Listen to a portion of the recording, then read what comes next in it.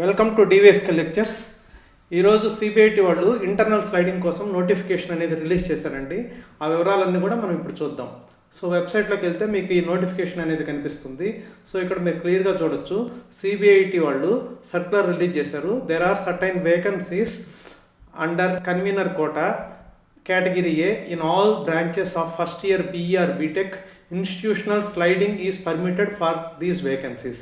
అన్ని బ్రాంచుల్లో కూడా కేటగిరీ వైజు కొన్ని సీట్స్ ఖాళీ ఉన్నాయండి. So institutional sliding is permitted for all the vacancies అని చెప్పారు. సో దానికి ఏంటంటే మెయిన్ పాయింట్ మీరు ఇక్కడ అర్థం చేసుకోవాల్సింది, not eligible for tuition fee reimbursement. Suppose మీరు ఈసీలో చేరారు, మీకు రీయింబర్స్మెంట్ ఉందనుకోండి. ఇప్పుడు కానీ సిఎస్సికి మారారంటే మీరు ఆ 1,40,000 కట్టవలసి ఉంటుంది. రీయింబర్స్మెంట్ మాత్రం మీకు రాదు. అదొక మెయిన్ పాయింట్ అనమాట. ఆ రీయింబర్స్మెంట్ లేని వాళ్ళకి ఇబ్బంది లేదు. మీరు you can easily opt for this internal sliding. So branch మార్చుకోవడానికి ఇది ఒక మంచి అవకాశం అండి. నచ్చిన బ్రాంచ్ మీకు కన్నా రాకపోతే ఇంటర్నల్ స్లైడింగ్ అనేది మంచి అవకాశము. బట్ ఓన్లీ పాయింట్ ఏంటంటే ఇక్కడ రీయింబర్స్మెంట్ అనేది ఉండదు. అదొక పాయింట్ మీరు కన్సిడర్ చేసుకోవాలి. తర్వాత రెండోది ఏంటంటే కేటగిరీ బి కింద కానీ ఎవరిని చేరుంటే వాళ్ళు they are not eligible for ఈ స్లైడింగ్కి, వాళ్ళు ఎలిజిబుల్ కాదు.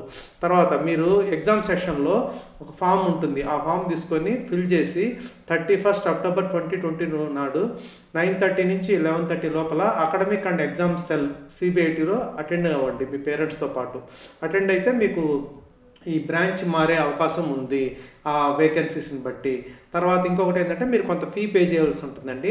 ఎంసెట్ కనుక క్వాలిఫై అయిన వాళ్ళు అయితే మీరు 1,300 రూపీస్ ఫీ పే చేయాల్సి ఉంటుంది. సో జనరల్గా ఈ ఎంసెట్ ఆల్రెడీ అడ్మిషన్ తీసుకున్న వాళ్ళందరూ ఎంసెట్ క్వాలిఫై అయిన వాళ్ళు కాబట్టి 1,300 రూపీస్ మీరు ఫీ పే చేసి ఇంటర్నల్ స్లైడింగ్లో పాల్గొనాల్సి ఉంటుంది. So I hope you have understood. మీకు కానీ నచ్చితే మీ ఫ్రెండ్స్కి కూడా షేర్ చేయండి, so that it would be useful for them. Thank you.